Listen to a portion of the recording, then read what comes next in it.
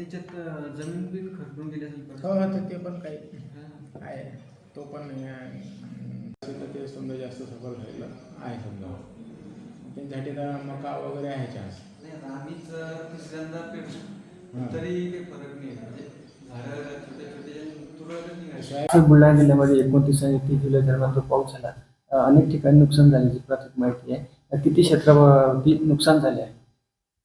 जे काही 29-30 जुलैला मोठ्या प्रमाणावर पाऊस झाला, त्यामध्ये प्रामुख्याने जे काही प्राथमिक अहवाल आलेला आहे त्याच्यानुसार 1,01,934 हेक्टरवर जे आहे पूर्ण जिल्ह्यामध्ये जे आहे ते नुकसान झाल्याचे प्राथमिकदृष्ट्या दिसून येत आहे.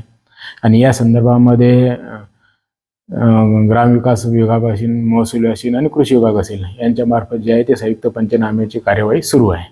प्रामुख्याने जिल्ह्यातील कोणकोणत्या पावसाचा तडाखा या तालुक्यांना बसला? यामध्ये महत्त्वाचं झाल्याचं सांगायचं झालं तर मलकापूर आहे, त्यामध्ये नांदुरा आहे, जळगाव जामोद आहे, संग्रामपूर आहे. या 3-4 तालुक्यांना मोठ्या प्रमाणात तडाखा बसल्याचे दिसून येत आहे.